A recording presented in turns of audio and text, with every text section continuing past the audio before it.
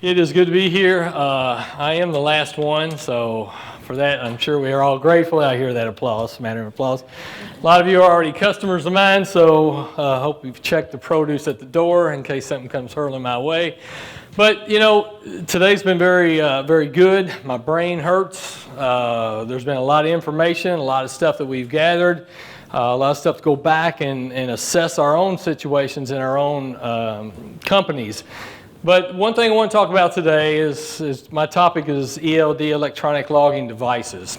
How many of you have already implemented electronic logs in your trucks? I see that hand. There's a couple of you. Everybody in the fleet so far, or just a few? Just started, okay? And I know, Jeff, you just got a few right now, is that right?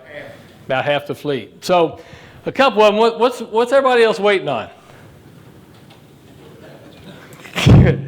I don't want to do it. That's what I'm waiting on. So understanding how transportation works and what have you, let's talk a little bit about what this mandate is. Obviously, Brandon went through that a little bit earlier today, but some of the mandates are these. The exemptions are very few.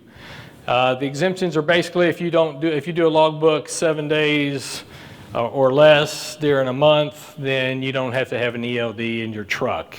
8 days or more, you're going to have an ELD in your truck.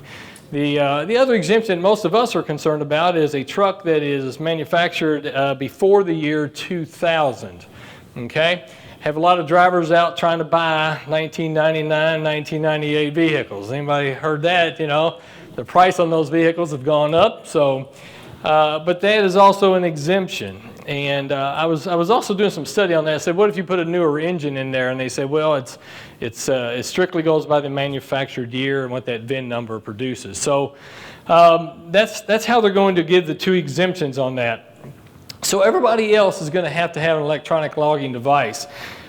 We understand that in October the justices are going to hear this. In Illinois, every attorney I've talked to feels that this is going to go ahead and go forward. What we do need to realize is that mandate, that decision will probably not come out until next year sometime. All right, as he talked about earlier today. So if it doesn't come out till next year, we really need to be at least investigating what kind of systems are out there and what kind of system we want to look at and putting into our equipment. Whether you put it in, I mean, you can't put it in December 16th of 2017. The drivers won't understand how to use it. You'll get stopped and what have you. And let me just address that real quickly. Is right now, everybody who has an ELD in their truck, when they go through a DOT inspection on a roadside, I don't ever see anybody writing them up. Why is that? Because they don't know how to check them yet. All right, there's a few investigators, there's a few officers that understand that, but for the most part, they don't know how to check them. They don't know what they're looking for. And so everybody gets a pass right now. But when everybody has an ELD, they're going to start checking them, and then you're going to see the violations coming fast and furious. And you're going to see your CSA scores go way up if you put them in your trucks and you don't monitor what goes on. I was in an audit last year, 2 years ago, I guess, that Pete set me up on. I think it was a setup. I went in on a Friday to do a kind of a compliance audit on the company. He says, oh, by the way, we get a DOT audit Monday. Would you like to come? I said, I'd love to. So I went to the DOT audit. It lasted 3 weeks. All right. The company had E-logs, and they weren't checking them, and there were violations coming out their ears. So $199,000 fine later, that got reduced thanks to scopolitis down to about $66,000. But the point of the matter is, they thought if they put E-logs in there, everything took care of itself. But it doesn't. One thing I want you to notice is that he said you have to keep up to 8 supporting documents per day. Is that right? Well, if the E-log checked everything and caught everything, why would you have to keep supporting documents? Because the E-log is not going to catch everything. And just because you have them in your truck does not absolve you from the fact of the matter that you're going to have to audit those E-logs for certain things. So let's talk a little bit further about where we are. So we understand that those exemptions and what have you. And one of the things I want to talk about, let's look at the oversight of the government and what this is going to take. There's 4 things that they're demanding out of this rule. It says the provisions are to prevent a driver from, number one, being harassed by the company by using ELDs. It also is preventing errors or omissions, and it's trying to get us into a point of compliance. And so the first thing to do is when you get an ELD, it has to hook into the ECM. All right, the approved ones are going to hook into the ECM. It's got to be able to read that information. Now, which ones are approved so far? Which electronic logging devices are approved? What companies have approved devices? Well, if you go on the federal website, they don't have anybody on there. All right? They've got some people that have self-certified themselves as approved, but you're probably right. Qualcomm, J.J. Keller, PeopleNet, those will probably all be approved. But right now, there's nothing on the website that tells you who is approved. So there are certain requirements that these electronic logging devices there are certain things they're going to have to meet, satisfy the government stipulations as to the way the rule was written. The actual rule, if you want to read it, it's 126 pages long. I encourage you, if you can't sleep at night, to grab a copy of it, and it'll take care of your insomnia. But if you go to read it, you'll see all those stipulations in there, and we're not gonna bore you with all that today. But Qualcomm, yeah, all those are probably going to be approved. But you're going to get a lot of people, if you haven't already, you're going to get people calling you day and night, offering you an opportunity to look at what they offer, offering you an opportunity to look at the E-log program that they have. And what my caution to you is the cheapest may not be the best way, because if you buy a cheap one and it's not approved in the end by the federal motor carrier, then you're going to have to buy another system on top of that. So just make sure that before you go and purchase something, that they have met all the stipulations set forth by the FMCSA, okay? Now, once it's integrated into the truck engine system, it's going to track that truck's location. How often does it ping? How often does it hit? How often does it tell you where that driver is? Well, you can set that up to certain intervals. It's going to ping every hour as long as the truck is moving. So if the truck's running and it's driving and he doesn't stop, he doesn't change the duty status, it's going to update where he's at or where she's at every hour. It has to do that. But it's also going to update every time he changes, every time he goes to a different place, every time he goes into a different direction. So if he goes from driving to sleeper berth, it changes on the E-log. If he goes to sleeper berth off duty, it changes on duty, so on. So it's always going to be changing every time he stops. The system will activate itself once that truck starts moving and hits 5 miles an hour. Okay? Once you're going 5 miles an hour, that truck starts showing you as driving. All right? Otherwise, when you turn the system on, it's going to show you on duty, not driving at that moment, because you're behind the wheel and you're sitting there. But once you start moving, it's going to tell you that once you go 5 miles an hour, it's going to show your movement. And it's going to track every activity everywhere you go. Now, one of the other things to this is, and I want to get their words here, it's supposed to be tamper resistant. All right?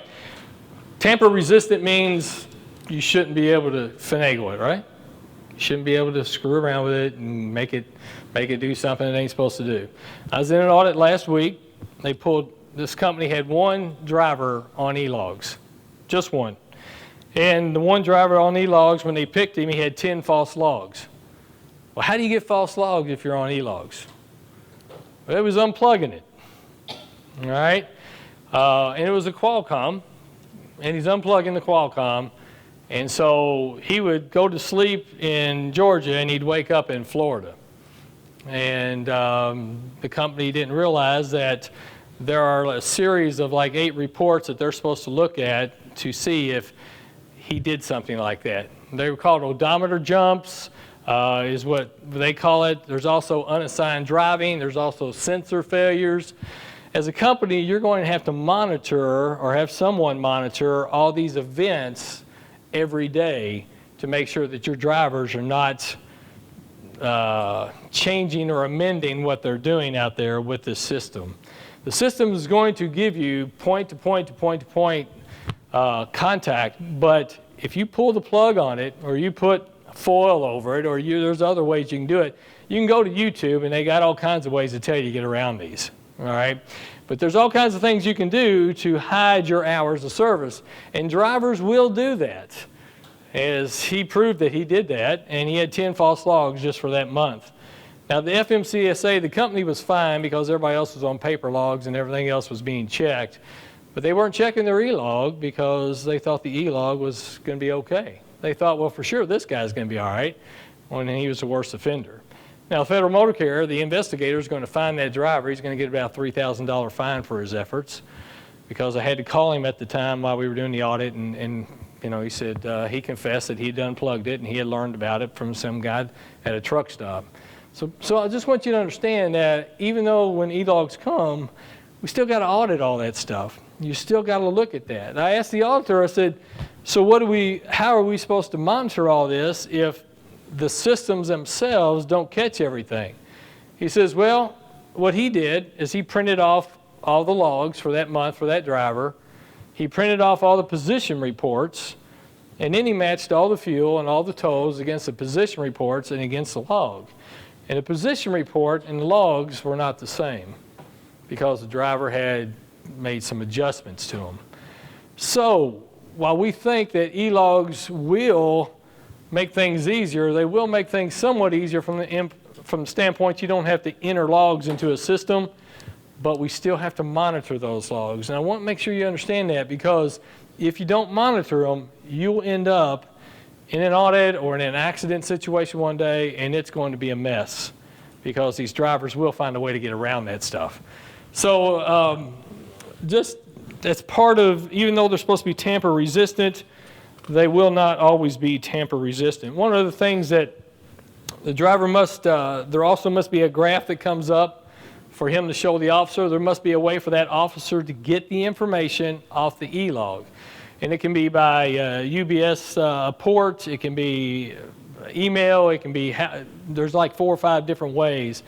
But that driver's going to have in his possession how to use that system to get the information that the officer needs. Okay, so the reason I say you can't wait till December 16th is you've got to educate your drivers on how these systems work. They've got to be able to use the system. If they can't use the system, they can't help make it function, then the officer's not going to accept it, and he's going to write him up as a violation because he's not able to use it.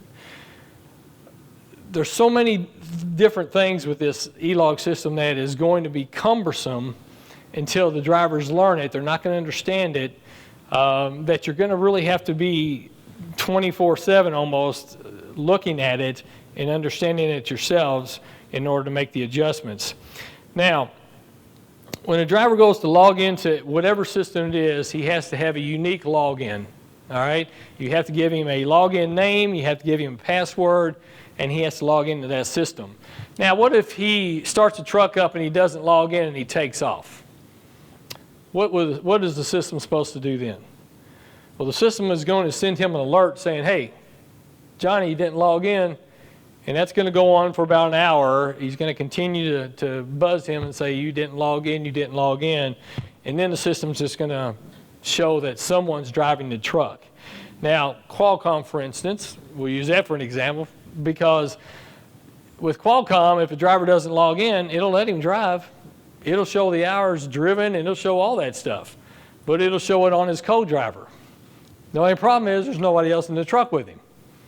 All right? So what it looks like is while this guy drives 5 hours, it looks like he's still either in the sleeper or off duty at this point, and those 5 hours won't show up on his log.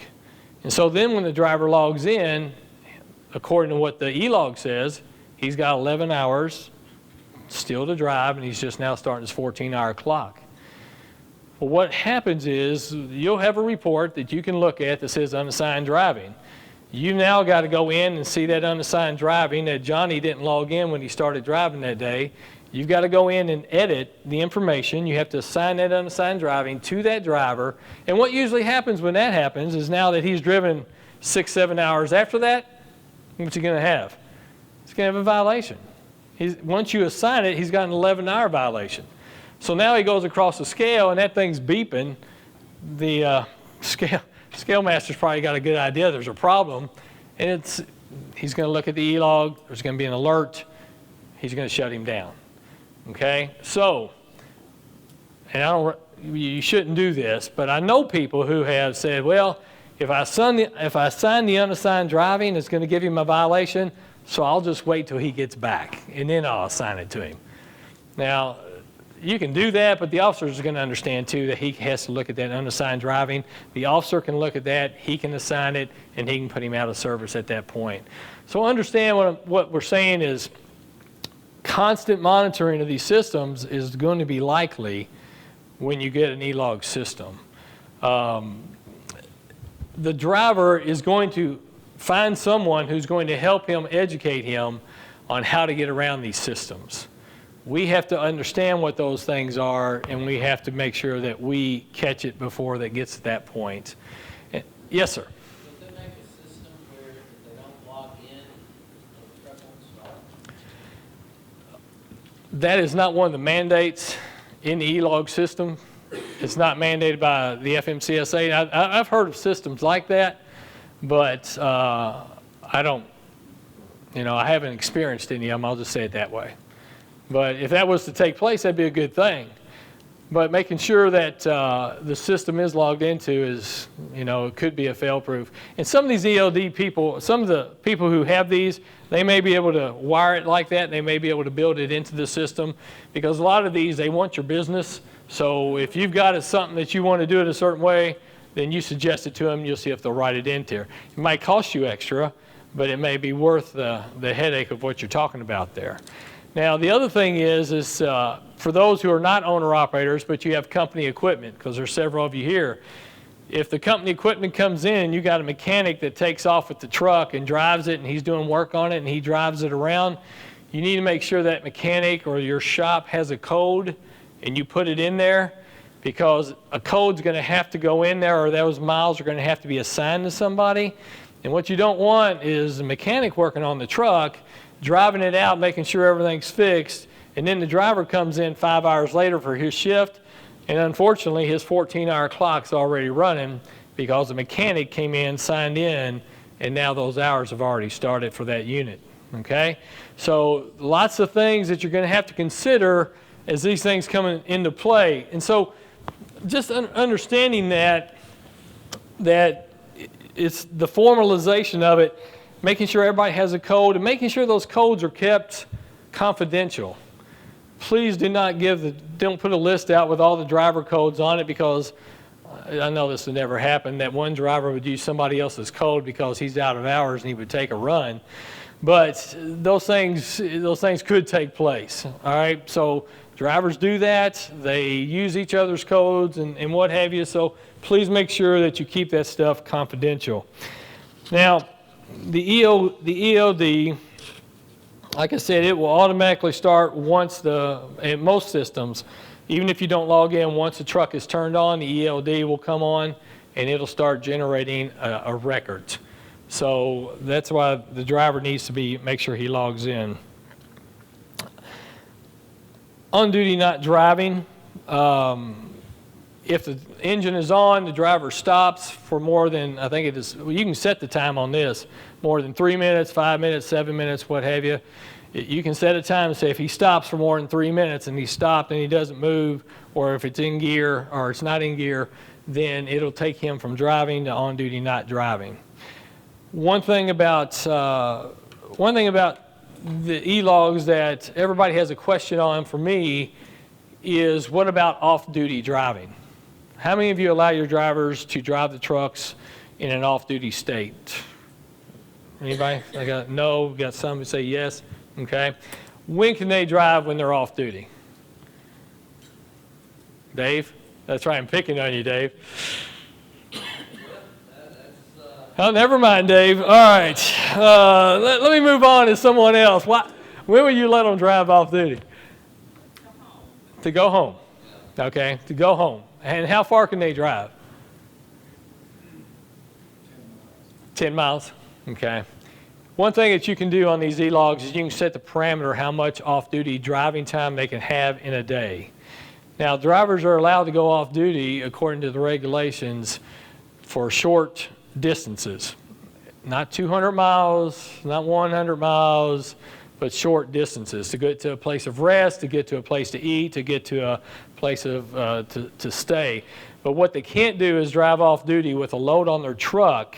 If the truck is laden, if there's a load on that truck, they cannot drive off duty. They cannot have off-duty driving time. Okay? They can take their trailer home and be off duty, but they cannot take a load with them and be off duty. That's the way it is now, and that's the way it will be then. Okay? When they come in and audit us, that's one of the things that they will look at, is they will look at how much off-duty time you give your drivers and how often they use that off-duty time. And then they're going to see where that driver took that off-duty time at. So let's say, Paul, you got a guy, he's up in Canton, Ohio, and he lives in Tennessee, and he drives 20 miles off duty. And then he gets a bill of lading, gets a delivery receipt, and he sees he didn't unload till the next day, but he showed 20 miles off duty. He's going to ask that driver, he's going to look, did he pull the trailer with him? Well, yeah, we didn't have anywhere to keep it. That's going to have to be driving time because he still has a load on the truck. Okay? Anytime that truck is laden, it's got to be driving time. Now, if you let them off duty and they go home, that is off duty. That's fine. He can take those hours and he can go home with it. If he is dispatched when he's home and he's coming back, what is that? He's driving. It's driving time. It can't be off-duty driving. It has to be driving. Okay? This is going to be one of the key things that they're going to look at when it comes to these E-logs, is how you handle off-duty time. Since a driver, some systems will allow you, like if he goes under 10 miles an hour, he can show it as off-duty driving because he's going around a yard or whatever. I know guys that are in traffic for a long period of time and they're creeping along and they never get above 4 or 5 miles an hour. They'll hit the button and they'll amend that and they'll show that all as off-duty time. Well, the problem with that is he went 15 miles off duty and he's got a load on and he's headed to a destination because he's trying to save his 11 hours. See, all these things are things that you as a carrier are going to be responsible to be auditing when E-logs come in.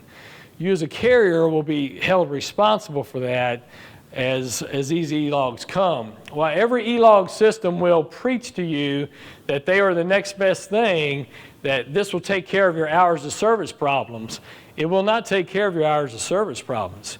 It will create situations where your hours of service problems become immediately obvious, okay, which I'm sure you've experienced. I get an email from customers, we have E-log customers we audit. I get an email and it says, so-and-so is in violation. Now, I wish I got an email that says, in 30 minutes, so-and-so will be in violation, so I can call him before he gets there.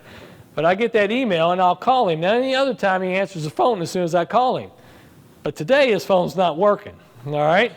Because that thing's beeping in the cab and I'm getting an email and he wants to know what I'm calling for.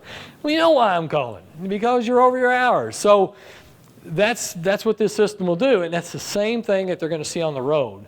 Drivers now, I hear this is what they do. Drivers now will fudge their logs on the road to make it look good so they can get by, they can drive a little bit farther with DOT. But that's coming to an end when we do the E-logs, okay? That is going to change. And so we need to prepare our drivers for their understanding that this is what's going to take place. And while I realize that some of you, if you have owner-operators, if you say I'm putting E-logs in my truck tomorrow, half your fleet will go somewhere else. Is that right? It's about right, okay? I realize that. All I'm saying is begin to educate them as to what is coming. And if this law passes, which most likely it will, that they need to understand that this is what the behavior that's going to have to be monitored. Right now we check logs for false logs, we check them on fuel times, we get fuel reports, we look at tow receipts. If a bill of lading has a time on it, delivery has a time on it, you get gate receipts in and out. If any of y'all haul containers, you're going to have containers where you got to check the in and out slips on those. All those are times you have to check now to make sure that you're not liable. It's not going to change when E-logs come, okay? We're going to have to continue to look at that. So drivers need to understand that this is coming. Now, location information, many of these E-logs are going to give you 3 miles southwest of Nashville, Tennessee, 4 miles northwest of Antioch. It's not going to give you an address. It's not going to give you a direct, exact where he is, but it's going to give you a GPS proximity, okay? Does anybody say anything different? Is that kind of what yours does, Jeff? Okay, they're all going to say that. They're all going to come in with a proximity of where that truck is. And so that, now, how many of you have ever seen a position report? None of you? Okay. In all your E-log systems, you're going to be able to get a position report. And it breaks it down as much as every 3 or 4 seconds. And if you print it all out, it'll be a ream of paper for a month. But it breaks it down every 3 or 4 seconds, if he's driving, how fast he was going, where he's at, where he's at, where he's at. So when you pull your fuel times and you match them against the logbook, it should be right, but it may not be right. But that position report is going to be dead on. This is exactly where this driver was. Even if he's pulling the plug out of that, it's going to keep him in that position report. Because that E-log is going to figure out when he plugs that thing back in and he's in a different city, and while it may cheat the system until you correct the system, that position report is going to fill in the gap on where he was, and it's going to tell you where he was. Okay? So there's not going to be a place to hide on that information going forward. Now, we talked about supporting documents. He said you keep up to 8 supporting documents, and that's true. I don't know if anybody really has 8 supporting documents on a trip unless you have multiple drops that have multiple times on them. But you got to keep those fuel reports and those toll receipts, and everything's got a time on it. That's a supporting document. Your dispatch records, they're going to want to see that. He asked for payroll records in this audit last week. All right? He wanted to see the payroll records of these drivers because he wanted to see if with the loads he took matched up to his log, matched up to his payroll records. These are all supporting documents that you have to keep for 6 months. I guess the thing to say is this: the regulations that we have now are the same regulations we're going to have when E-logs come in. The same violations we have now, yeah, they're going to be the same violations you have when E-logs come in. The same guidances you have now are going to be the same guidances that you have when E-logs come in. So when they talk about, when you go, like if you go to 395.8 and there's that section of guidances, everybody know what I'm talking about? The guidance section will tell you what the regulation doesn't spell out exactly. It'll tell you what you can get away with, basically. All right? It gives you an opportunity to see the more that's out there, the more things that you can do. Like, do you have to come on line 4 if you are less than 15 minutes? No, you can flag that stop. Now, an E-log is going to take you down there, and it's going to show the 13 minutes and what have you. The other thing about E-logs is that half-hour break that we have to take. Can it be 29 minutes? It's got to be 30 minutes, okay? I see guys that say, okay, I'm about there. 30 seconds too soon, they take off, and the E-log shows the half-hour break violation. You can't take 9 hours and 59 minutes and 58 seconds because it's going to show a violation of 2 seconds if you take off driving too early. I know. Now, is DOT going to be real hard on that? Probably not. But if you get Barney Fife as an investigator, yeah, he probably writes you up, put you out of service for 10 hours. All right? And if you get real agitated, he'll put his bullet in his gun. So you're going to find those type guys, but I'm telling you all this to make sure that you understand that even though you may not go to E-logs tomorrow, it's not too early to start teaching your drivers what's coming, is letting them know what's ahead. One of the resources I would use is I would go to FMCSA. I would put ELD, FMCSA, frequently asked questions. Okay? There's about 70 or 80 frequently asked questions where you can go into that website, FMCSA, ELD, frequently asked questions. And it'll pop up on the website. This is their guidances, and it'll answer a bunch of these questions we're going over today. But just take a look at that. Maybe when you have your next safety meeting, your next driver meeting, hand it out, say, hey guys, here's what's coming. Not saying we're doing it tomorrow, but this is what's on the horizon. So let's talk about editing. Let's talk about editing an E-log. Who gets to edit an E-log? Administrator and the driver, I believe, is ready to go. Exactly right. Administrator and the driver. They are the ones that can edit an E-log. Now I want you to understand, when you edit an E-log, it puts your name on there, okay? And you have to put a definition as to why you edited that E-log. All right, I edited an E-log for a driver not too long ago, went through an audit, and the investigator says, well, I see you edited an E-log. I said, yes, sir, I did. He goes, why'd you do that? I said, well, description's right there. He goes, so you believe what the driver told you? I said, yeah, or I wouldn't have edited the E-log, but they will scrutinize you every time you edit one of those. Now, if a guy forgets to sign out of his system, all right, and it runs all night and he's on duty all night, that's an easy edit. But when the driver tells you, oh, I was supposed to be off-duty driving and I wrote it down as driving, don't just take their word for what they tell you, because you will be liable for what you edit, okay? And when you edit that E-log, somebody has to certify that. Who would that be? If you edit, Whether it be driver, it'd be the, and if it's administrator, the driver still has to certify that. exactly right. The driver has to certify what you edit, okay? So I know people who play a dangerous game with these E-logs. They go in, they edit everything, they edit out all their violations. But the driver doesn't certify that. And if the driver doesn't certify it, then it's just as if it was never edited and it goes back to what it was. So make sure that if you're going to edit that E-log, that you and the driver are on the same page as to why you're doing it, because he has to certify that your edit is something that he agreed to, all right? So it is you and the driver. Another question. Well, we just covered that one.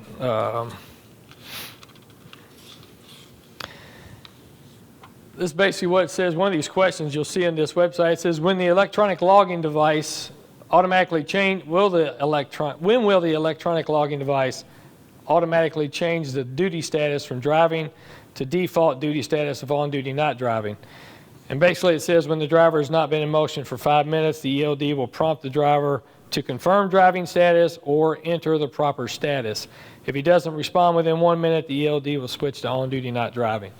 So this is just an example of the defaults that the E-log will have in it, all right?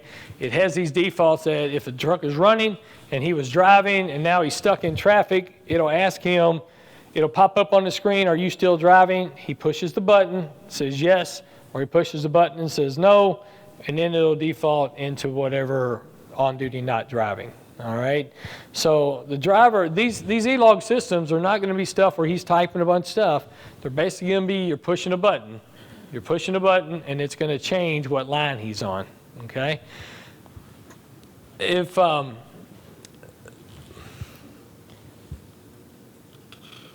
we've already talked about the instruction sheet that the driver has to carry with him, and that instruction sheet is something he will give the officer once they learn how to read these E-logs. Now, any questions you have so far?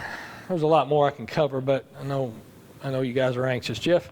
Just a comment, really. I've noticed, I'm curious if you've run into it.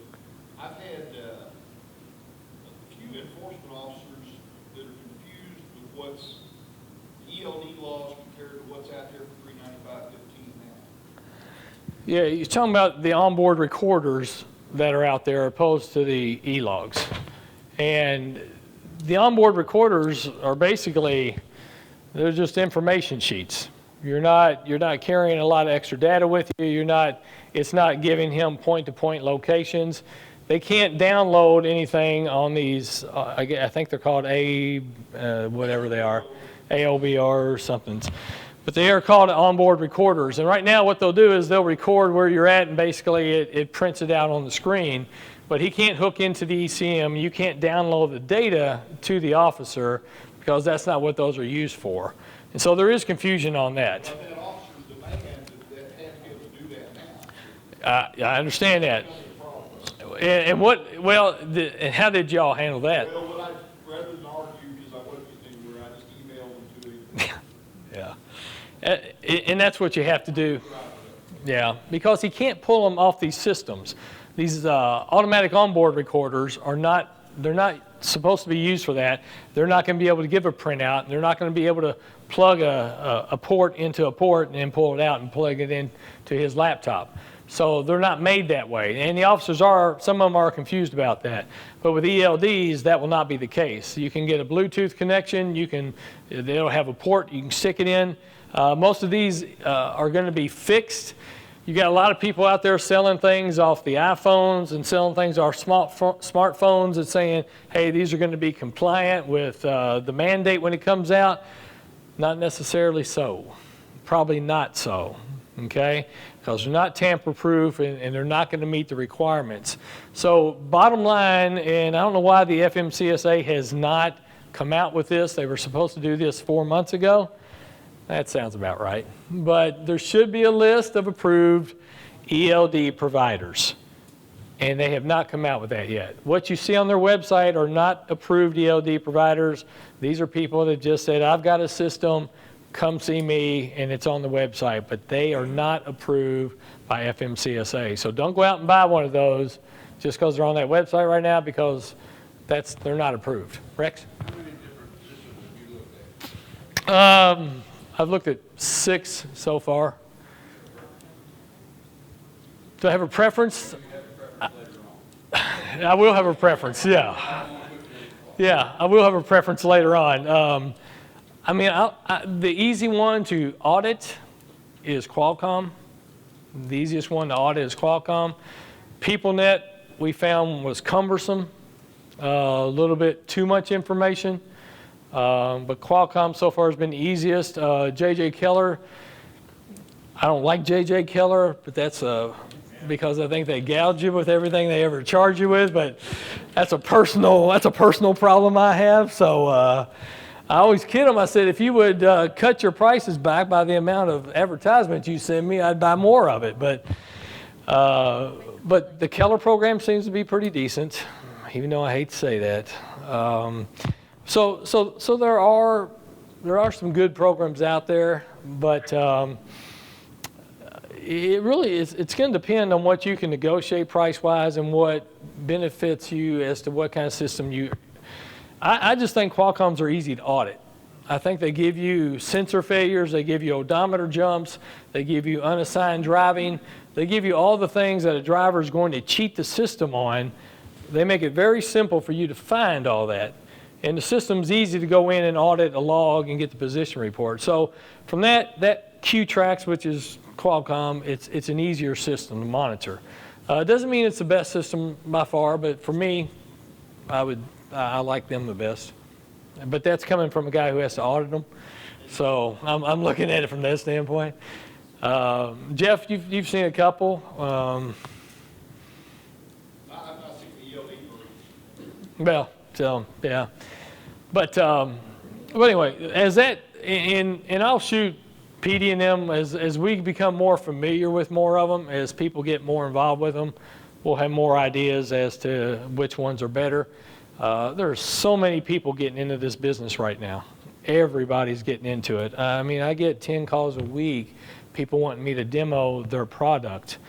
And so we've demoed a few, but you know, it's just waiting and seeing. Oh, you just stretching, saying no question. Other questions? Do you have a recommendation on how to transition driving from paper to electronic? Shock treatment. Rewire his brain. We're still trying to get him to understand the 14-hour rule. So I mean, I think one thing I have seen work with carriers is if you can find some drivers who will voluntarily get an e-log in their truck as you try them out, if you'll find a guy, and is this still being recorded? It is, so I won't say that. All right, so, but if you find a guy who is, let's say he runs 6, 7, 8 hours a day, 10 hours a day, maybe works 5 days a week, somebody you know is going to be compliant anyway, and he'll get one in his system and he'll get one in his truck. It goes a long way if that guy has a good reputation with your drivers and in your company. It goes a long way with helping others understand that it's not the big monster that it appears to be. But other than that, Jeff, changing their mindset, you're not going to right now. And some of them are going to kick and scream until December 16th of 2017. And that's, you're going to have that battle to fight. But as you gradually put them in the trucks, I've seen this with some bigger carriers.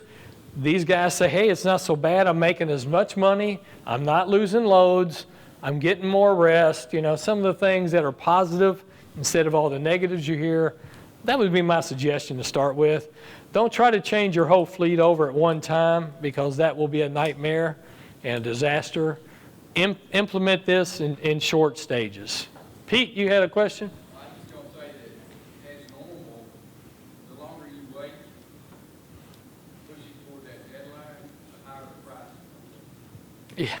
Yeah, it will get higher. That's one of the things that company I don't like did is they said if, like with Mercer, I'll use them as an example. Mercer's got all 2,300 trucks now on E-logs at the end of June.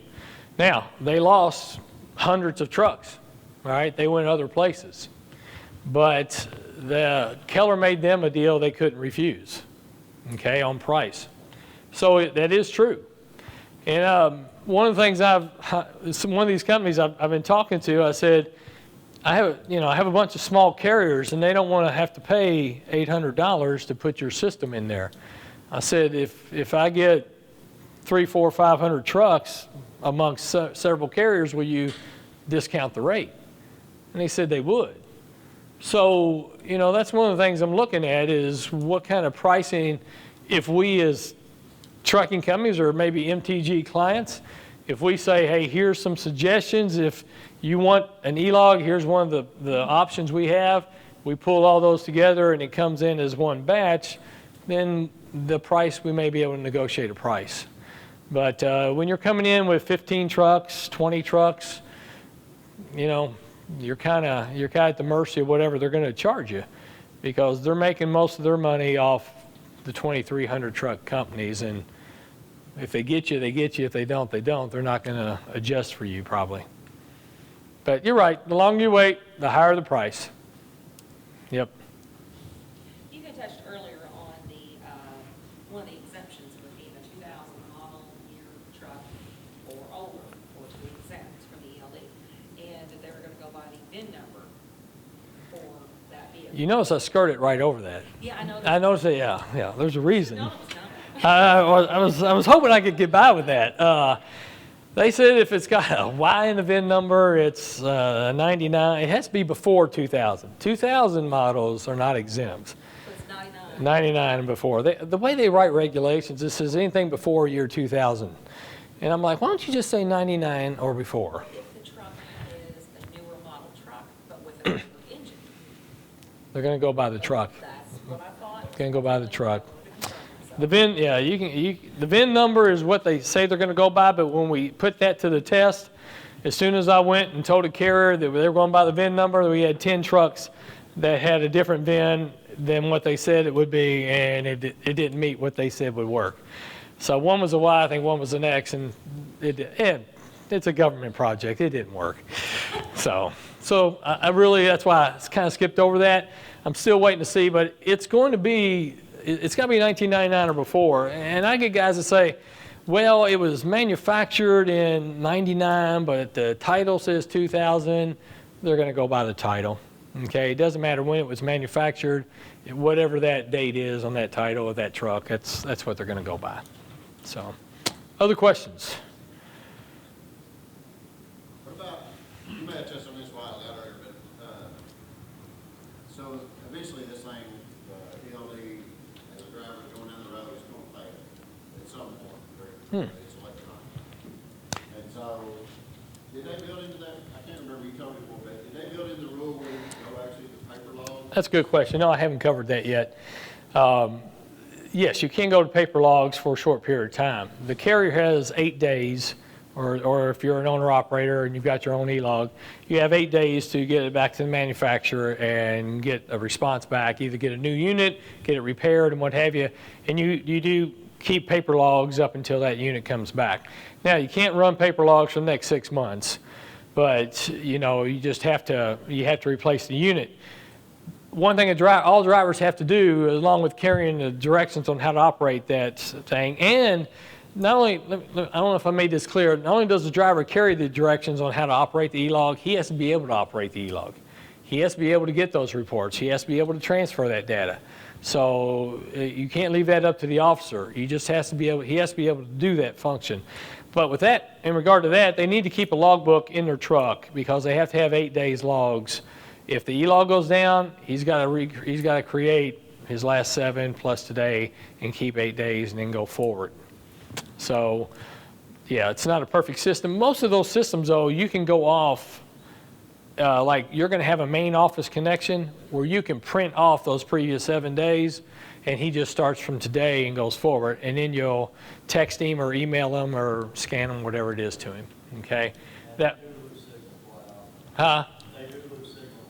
Certain areas, they're going to lose signal. Yep, because they're pinging off cell phone towers. Very few of these are going to be satellite. They're going to be cell phone towers.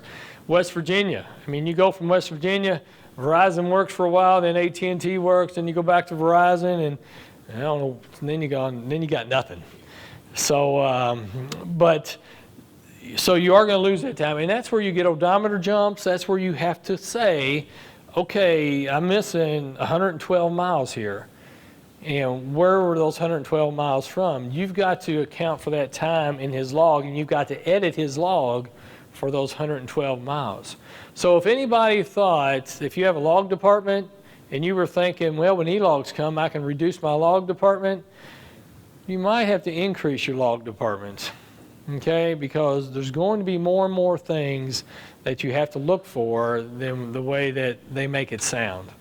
So, by the way, did I mention we do log auditing? No, I'm just, yeah. But because I thought, I had this thought, I'm thinking, well, we won't have to input all these logs anymore and we can focus on some other things. And then I realized the way these systems are going to work, and I'm like, well, the only thing we're not going to have to do is input the logs, but you still got to audit the doggone things. So they've not made this foolproof to where the carrier is absolved of having to do these things. But those are good questions. Any other questions? Is y'all's brains about had it? Everybody saturated? All right, Melody, you look like you're ready to fade. Yeah, I know. That's all right. I have that effect on people. All right, thank y'all for your attention, and thank you for having us.